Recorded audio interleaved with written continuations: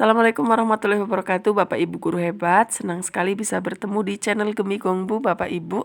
Kita akan membahas berbagai studi kasus yang relevan untuk membantu Bapak Ibu lebih siap menghadapi ujian dan memudahkan Bapak Ibu memahami berbagai konsep dan strategi penting, Bapak Ibu. Untuk esai studi kasus reflektif, soal mendorong peserta untuk melakukan refleksi masalah apa yang pernah dialami, bisa masalah tentang RPP, PP, evaluasi, dan sebagainya Bapak Ibu. Di situ bagaimana mengatasi masalah, kemudian pengalaman terbaik apa yang pernah dilakukan, dan bagaimana menularkannya ke peserta lain Bapak Ibu. Dan di sini peserta langsung mengetik jawaban Bapak Ibu. Jadi mari kita simak bersama, tapi sebelumnya jangan lupa untuk klik tombol like, komen, dan subscribe, serta aktifkan notifikasi agar Bapak Ibu tidak ketinggalan update terbaru dari kami. Mari kita simak bersama Bapak Ibu. Langsung saja ke deskripsi studi kasusnya ya Bapak Ibu. Seorang guru PAUD sedang melaksanakan proyek penguatan profil pelajar Pancasila dengan tema kearifan lokal. Guru tersebut memilih topik menjaga budaya lokal untuk ditunjukkan pada dunia. Dalam proyek ini, murid-murid diajak untuk menganalisis dan mempublikasikan potensi wilayah di daerahnya melalui berbagai media.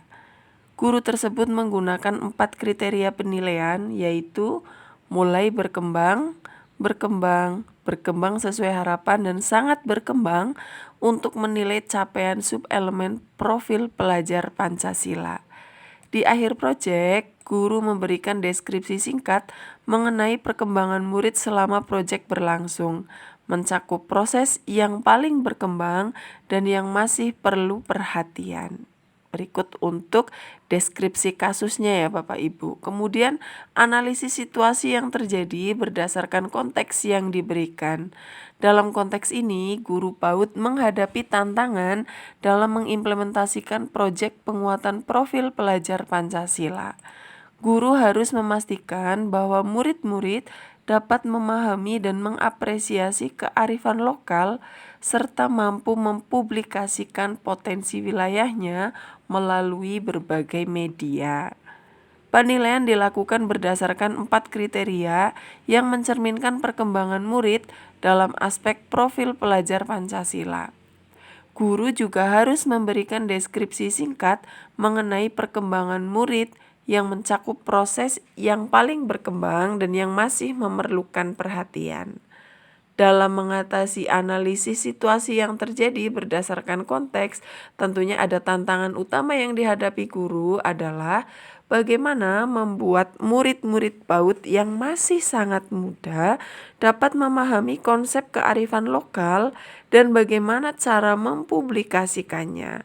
Selain itu, guru juga perlu memastikan bahwa penilaian yang dilakukan objektif dan mencerminkan perkembangan nyata dari setiap murid. Deskripsi perkembangan murid juga harus disusun dengan jelas dan informatif agar dapat memberikan gambaran yang akurat kepada orang tua dan pihak sekolah mengenai capaian murid. Kemudian alternatif solusi dari kasus tersebut untuk mengatasi tantangan dalam mengimplementasikan proyek penguatan profil pelajar Pancasila, guru dapat mengambil beberapa langkah strategis. Yang pertama, ada 4 langkah ya Bapak Ibu. Yang pertama, guru dapat menggunakan metode pembelajaran yang interaktif dan menyenangkan untuk mengenalkan konsep kearifan lokal kepada murid PAUD.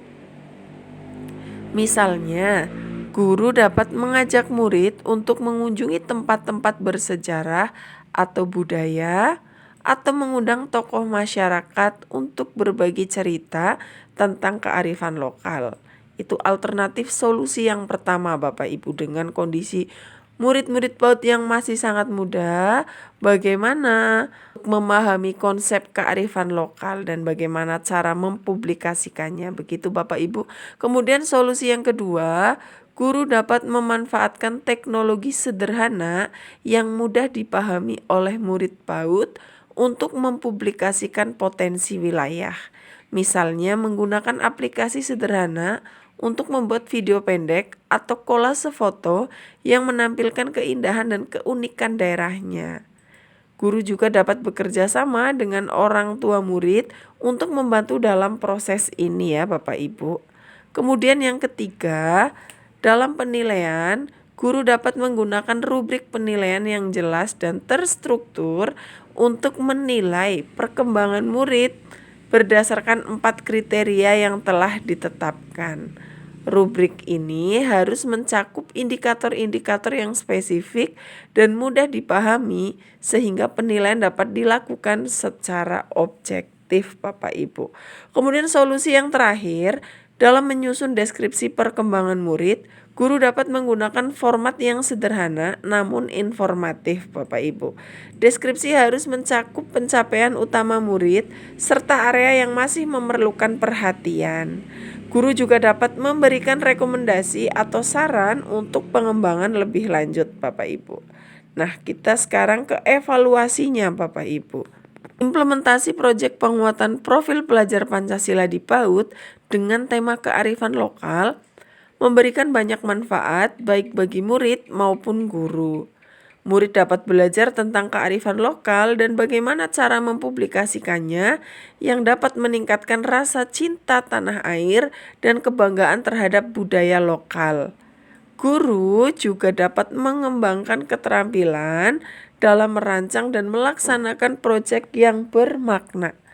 Namun, tantangan dalam mengajarkan konsep yang kompleks pada murid PAUD dan memastikan penilaian yang objektif masih perlu diatasi. Dengan menggunakan metode pembelajaran yang interaktif, teknologi sederhana, rubrik penilaian yang jelas, dan deskripsi perkembangan yang informatif, guru dapat mengatasi tantangan ini dan memastikan proyek berjalan dengan sukses. Itu untuk studi kasus yang pertama Bapak Ibu. Kita lanjut ke studi kasus yang kedua Bapak Ibu. Seorang guru di SD inklusif menghadapi tantangan dalam mengajar seorang murid dengan kebutuhan khusus yaitu autisme. Murid ini sering mengalami kesulitan dalam berinteraksi sosial dan berkomunikasi dengan teman-temannya. Selain itu, murid tersebut juga memiliki hambatan dalam mengikuti pelajaran matematika dan bahasa Inggris. Guru tersebut telah merancang program pendidikan individual atau PPI yang mencakup strategi pembelajaran yang disesuaikan dengan kebutuhan murid, seperti penggunaan visual aids dan sesi pembelajaran satu-satu. Meskipun demikian, murid tersebut masih menunjukkan perkembangan yang lambat dan seringkali merasa frustasi Bapak Ibu. Untuk deskripsi studi kasusnya dan sekarang analisis situasi yang terjadi berdasarkan konteks yang diberikan. Dalam konteks ini, guru menghadapi tantangan dalam mengimplementasikan PPI untuk murid dengan autisme. Murid ini mengalami kesulitan dalam berinteraksi sosial dan komunikasi yang merupakan karakteristik umum dari autisme. Kesulitan ini berdampak pada kemampuan murid untuk berpartisipasi dalam kegiatan kelas dan berinteraksi dengan teman-temannya. Selain itu, murid juga mengalami hambatan dalam pelajaran matematika dan bahasa Inggris yang memerlukan pendekatan pembelajaran yang lebih individual dan spesifik. Guru telah merancang PPI yang mencakup penggunaan visual aids dan sesi pembelajaran satu-satu untuk membantu murid memahami materi pelajaran. Meskipun strategi ini telah diterapkan, perkembangan murid masih lambat dan murid sering merasa frustasi. Hal ini menunjukkan bahwa mungkin ada faktor lain yang mempengaruhi efektivitas PPI seperti tingkat stres murid, dukungan dari rumah, atau metode pengajaran yang digunakan. Lalu bagaimana alternatif solusi dari kasus tersebut? Untuk mengatasi tantangan dalam mengimplementasikan PPI bagi murid dengan autisme, guru dapat mempertimbangkan beberapa alternatif solusi. Yang pertama, guru dapat bekerja sama dengan psikolog atau konselor sekolah untuk mengidentifikasi faktor-faktor lain yang mungkin mempengaruhi perkembangan murid seperti tingkat stres atau masalah emosional. Dengan memahami faktor-faktor ini, guru dapat merancang strategi pembelajaran yang lebih efektif dan sesuai dengan kebutuhan murid. Kedua, guru dapat melibatkan orang tua murid dalam proses pembelajaran. Orang tua dapat memberikan dukungan tambahan di rumah dan membantu murid dalam mengerjakan tugas-tugas sekolah. Guru juga dapat memberikan panduan kepada orang tua tentang cara-cara yang dapat dilakukan untuk membantu murid dalam belajar, seperti penggunaan visual aid dan teknik-teknik relaksasi. Yang ketiga, guru dapat mencoba berbagai metode pengajaran yang berbeda untuk menemukan yang paling efektif bagi murid. Misalnya, guru dapat menggunakan pendekatan multisensori yang melibatkan penggunaan berbagai indera dalam proses pembelajaran. Guru juga dapat menggunakan teknologi pendidikan seperti aplikasi pembelajaran interaktif untuk membuat pembelajaran lebih menarik dan mudah dipahami oleh murid. Kemudian yang terakhir, guru dapat memberikan penghargaan atau pujian kepada murid setiap kali murid menunjukkan kemajuan atau usaha dalam belajar. Hal ini dapat meningkatkan motivasi murid dan membantu murid merasa lebih percaya diri dalam menghadapi tantangan belajar. Itu adalah alternatif solusi dari kasusnya ya Bapak Ibu. Nah, sekarang evaluasinya bagaimana? Implementasi PPI bagi murid dengan memberikan Implementasi PPI bagi murid dengan autisme di SD inklusif memberikan banyak manfaat baik bagi murid maupun guru.